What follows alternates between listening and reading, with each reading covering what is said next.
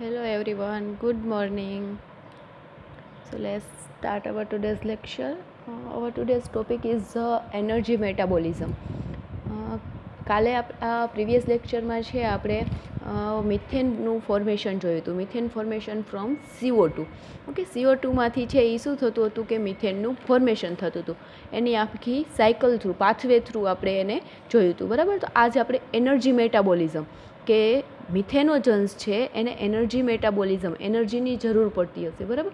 તો energy metabolism in these methanogens from methane by utilize of organic matter. કે methanogens શું કરતા હશે કે મિથેનમાંથી utilization of organic matter, methane માત્ર શું કરતા ઓર્ગેનિક મેટર છે એને યુટિલાઇઝ કરતા હશે. મિથેનોજન્સ ફોર્મ મિથેન, કે મિથેનોજન્સ છે એ મિથેનનું ફોર્મ કરતા હશે, પણ કોના દ્વારા? તો કે ઓર્ગેનિક મેટરને યુટિલાઇઝ કરીને. Okay. Then second point, the range of compound that serve as a energy source for the methanogens is limited. The range of compound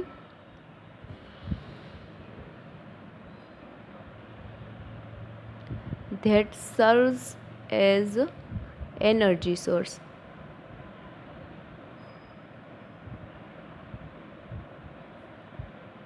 for the methanogens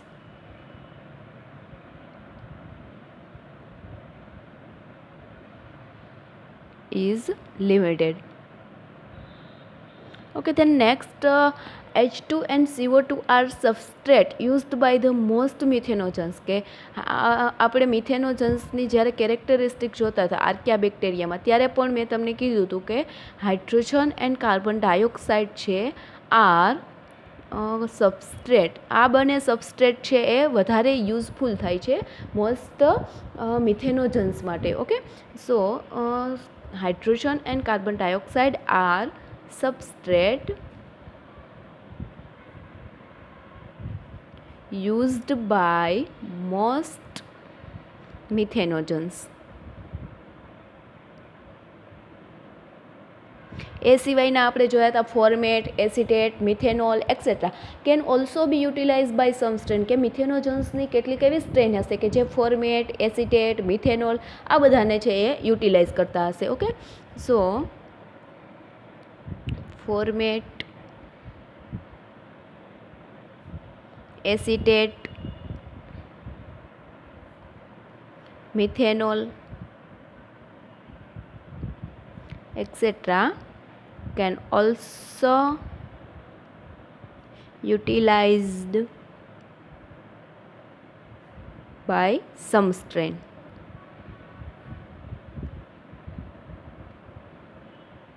Then mechanism of coupling of methanogens. હવે generation of proton motive force છે, force during મિથેનોજિનેસિસ. કે મિથેનોજિનેસિસ જ્યારે થતું હશે, મિથેનોજન્સ દ્વારા methane production થતું હશે, ત્યારે generation of proton motive force, એ દરમિયાન જે પ્રોટોન મોટિવ ફોર્સ લાગે છે એને આપણે સમજશું. પણ mechanism of coupling of methanogens to synthesis of ATP is unknown. And one attractive model for the generation of the proton motive force is shown in the figure. Okay, so one attractive model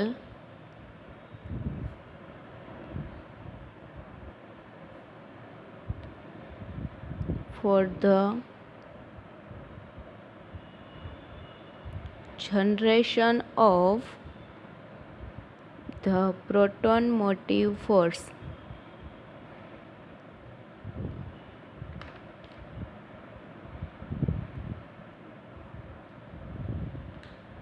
is shown in the figure.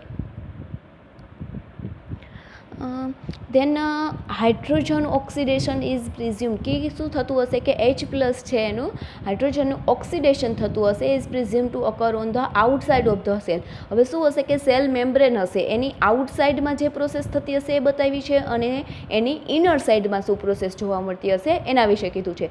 તો first of all outside of the cell, આઉટસાઇડમાં છે એ હાઇડ્રોજનનું શું થાય, H પ્લસનું oxidation જોવા મળશે, and CO2 reduction અકર inside the cell. અને CO2નું શું થતું હશે, રિડક્શન એ ઇનસાઇડ સેલની ઇનસાઇડ થતું હશે. then since the product produce proton consume then the net result is equivalent to pumping 2 protons out of the cell for every hydrogen oxidise. હવે આપણને આ જે સેલ મેમ્બ્રેનની અંદર outer side and inner side જે process થતી હશે એમાં શું જોવા મળતું હશે, ઓક્સિડેશન એન્ડ રિડક્શન. કે મેં જે તમને એમોનિયાનું આગળ આપણે એમોનિયા ઓક્સિડેશનમાં જોયું હતું, એમોનિયા ઓક્સાઇડ થઈને નાઇટ્રેટ બનાવતું હતું નાઇટ્રિફાઈંગ બેક્ટેરિયામાં. સો આ પ્રોસેસમાં પણ સેલની inner side and outer side શું જોવા મળતું હશે, ઓક્સિડેશન એન્ડ રિડક્શન થતું હશે. સો H plus oxidation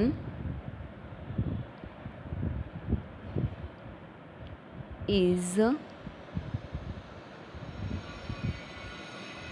presumed to occur on the outside of the cell and CO2 reduction occur inside the cell. Outside સેલની આઉટસાઇડ છે H+નું ઓક્સિડેશન થતું હશે અને ઇનસાઇડ છે એ CO2નું રિડક્શન થતું હશે. CO2 reduction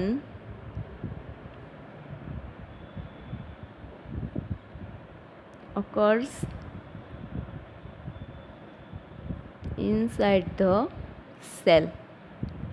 Then since the product produce proton consume then the net result is equivalent to pumping 2 proton out of the cell for every hydrogen oxidation. મતલબ કે એવરી બધા હાઇડ્રોજનના જેટલી વાર ઓક્સિડાઇઝ થતો હશે એટલી વખત છે 2 પ્રોટોન પમ્પિંગ 2 પ્રોટોન છે એ એની out of the cell for every hydrogen oxidize. કે 2 પ્રોટોન છે એનું pumping 2 protons, okay, equivalent to pumping 2 protons. Since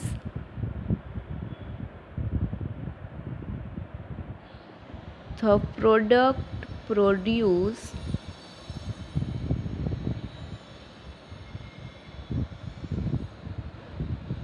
પ્રોટોનને consume કરશે then the net result is equivalent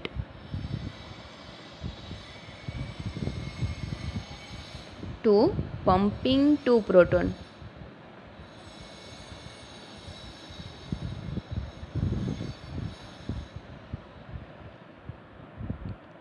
out of the cell for every hydrogen oxidized. Okay, હવે એને આપણે આખી figure દ્વારા છે, ફિગર થ્રુ જોઈએ કે generation of proton motive force during methanogenesis. Generation of proton motive force during methanogenesis. In these first of all છે આપણને એક આ સેલ મેમ્બ્રેન આઉટર સાઇડ અને આ જે પ્રોસેસ આને આપણે કહેશું સેલ મેમ્બ્રેન. એની અંદર છે એ આ આઉટર સાઇડ પ્રોસેસ થતી હશે અને આને કહેશું આપણે ઇનસાઇડ, જે સેલની ઇનસાઇડ અને આ સેલની આઉટસાઇડ. હવે આઉટસાઇડમાં શું પ્રોસેસ જોવા મળે છે તો આ મેં કીધું હતું એની જેમ કે હાઇડ્રોજનનું ઓક્સિડેશન થશે અને પછી શું થશે કે 2 હાઇડ્રોજનના અણુ છે, 2 મોલ હાઇડ્રોજન છે એ રિલીઝ થશે, રિડ્યુસ થશે. હવે હાઇડ્રોજીનેઝ એન્ઝાઇમનો યુઝ થતો હશે જ્યારે આ ઓક્સિડેશન અને રિડક્શન છે જોવા મળતું હશે ત્યારે હાઇડ્રોજીનેઝ એન્ઝાઇમ છે એ પ્રેઝન્ટ રહેશે.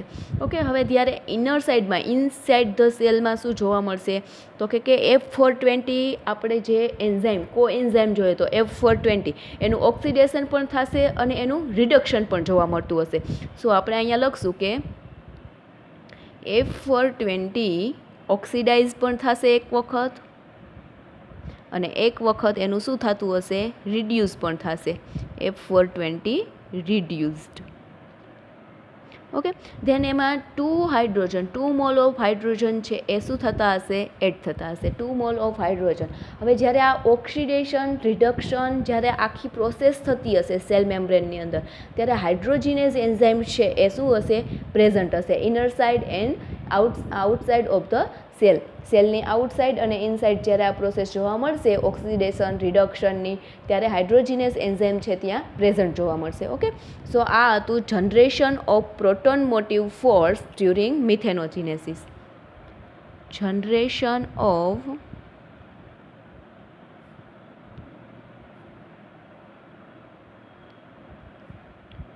proton motive force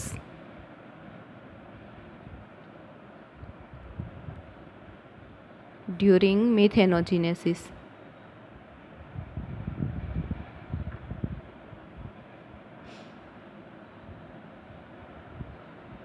બરાબર, એની ફિગર છે એ આપણે જોઈ. હવે ત્યાર પછી આપણે એનર્જી મેટાબોલિઝમ વિશે જોયું કે એનર્જી સોર્સ તરીકે એ જો એનર્જી સોર્સમાં કમ્પાઉન્ડ છે એનો યુઝ થાય છે, હાઇડ્રોજન, કાર્બન ડાયોક્સાઇડ સબસ્ટ્રેટ છે એનો મિથેનોજન્સ યુઝ કરે છે. એ સિવાયની મિથેનોજન્સની અમુક સ્ટ્રેન છે કે જે શું કરે છે, ફોર્મેટ, એસિટેટ, મિથેનોલને યુટિલાઇઝ કરતા હોય છે. એવી જ રીતે હવે છે કાર્બન મેટાબોલિઝમ વિશે છે આપણે સ્ટડી કરવાનું છે.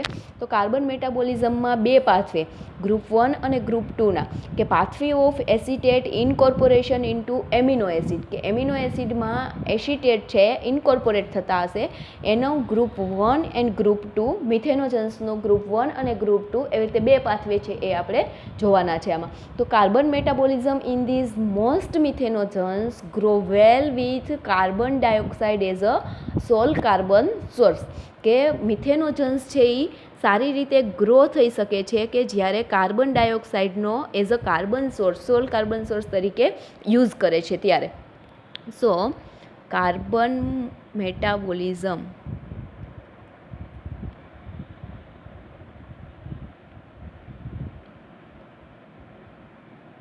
in these most methanogens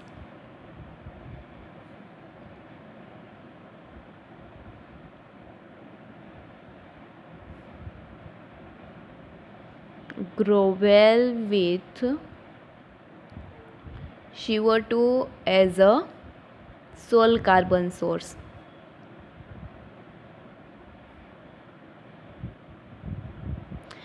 Thus they are autotrophs. એથી આપણે એને શું કહેશું? They are autotrophs.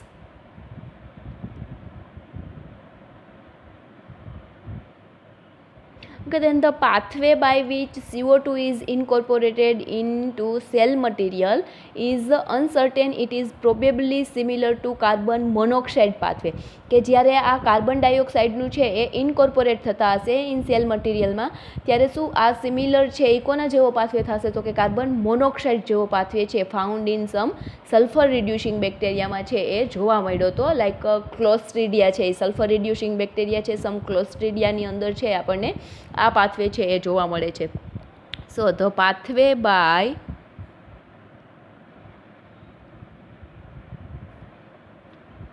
which CO2 is incorporated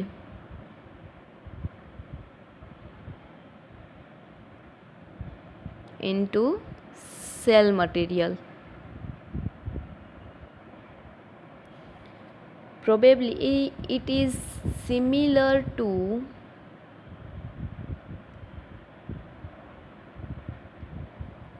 the carbon monoxide.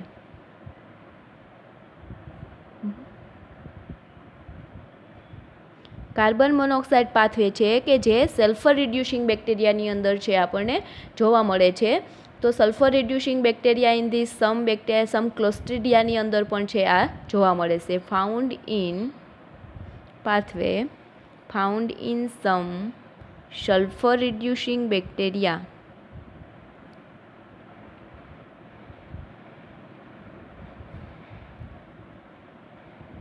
and some Clostridia.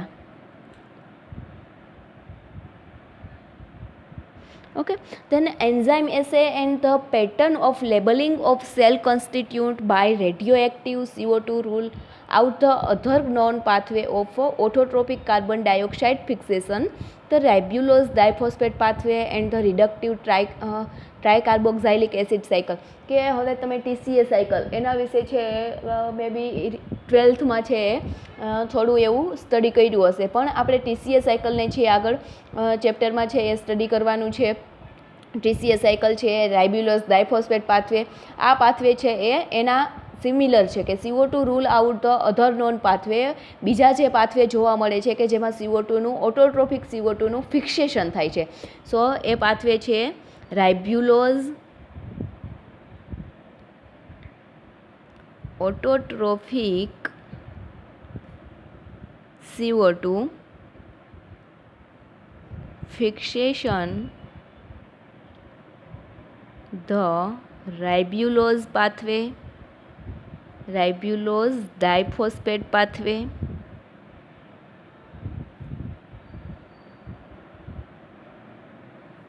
and the TCA cycle. Okay, tricarboxylic acid cycle. However, one of the two distinctive reactions of the reductive TCA cycle, namely the reductive carboxylation of acetyl-CoA, is apparently an important step in carbon dioxide fixation.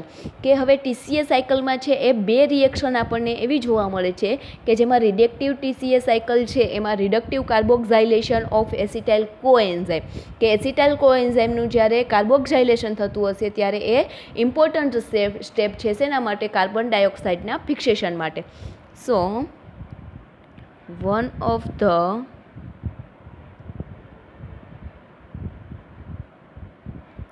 two distinctive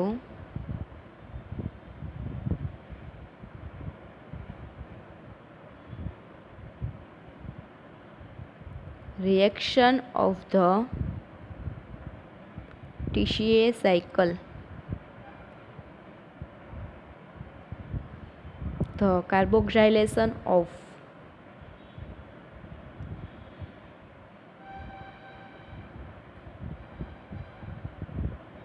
acetyl-CoA is important step કે જે TCA સાયકલમાં બે reaction જોવા મળે છે એમાંથી કાર્બોક્સાઇલેશન of acetyl કોએ છે એ છે ઇમ્પોર્ટન્ટ સ્ટેપ છે ઇન CO2 ફિક્સેશનમાં. Is important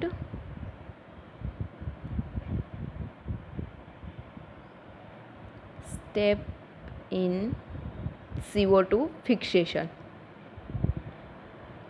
Okay, then the same data rule out the two pathway by which methophiles fix C1 unit more reduced than CO2. And acetate is an important precursor of the cell carbon in all methanogens કે બધા મિથેનોજન્સ માટે છે એ acetate છે એ important precursors as a carbon cell carbon તરીકે important precursors તરીકે છે એ યુઝ થાય છે.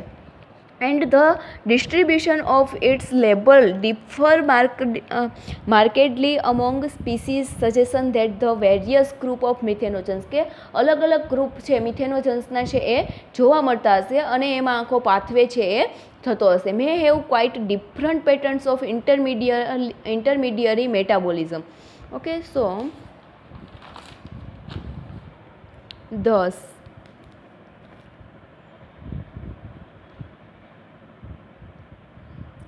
acetate is an important precursor cell carbon in all methanogens.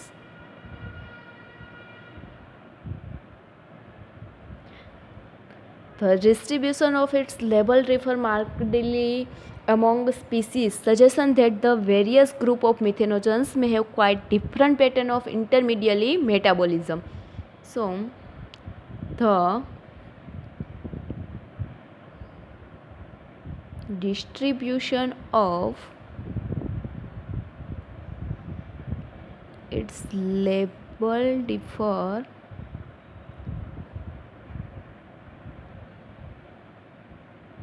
markedly among species, suggesting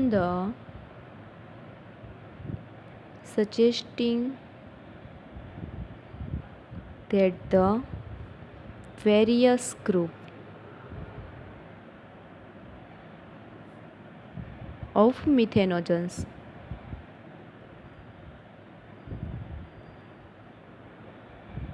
May have quite different pattern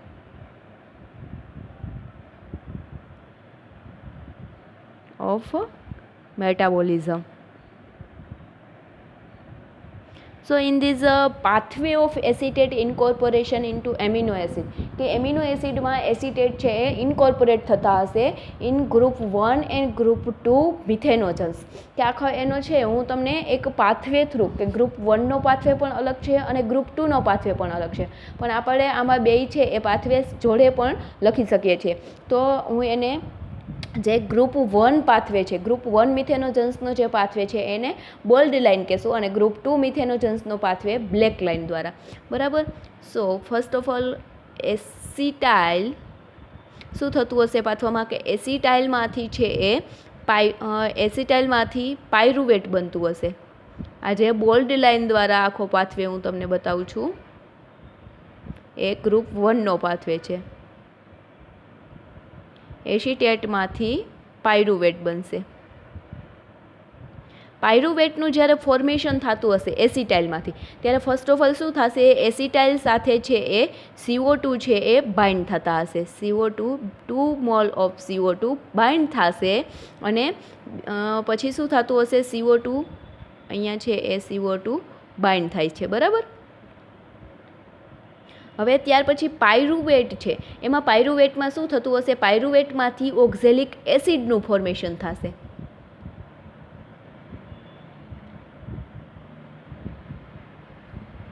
oxalic એસિડનું formation, ત્યારે પણ CO2 છે એ bind થતા હશે.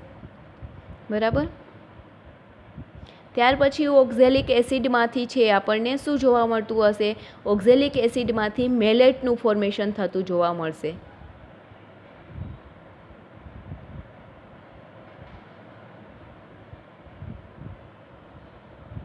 હવે મેલેટનું ફોર્મેશન થશે, મેલેટમાંથી ફ્યુમેરેટ બનશે.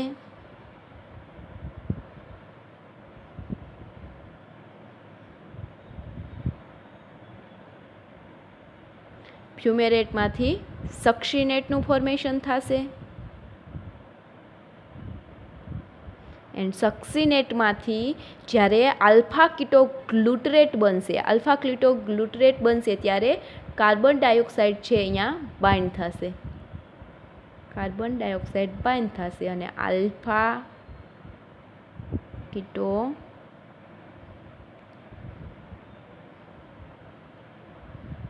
ગ્લુટરેટ છે એનું ફોર્મેશન થશે.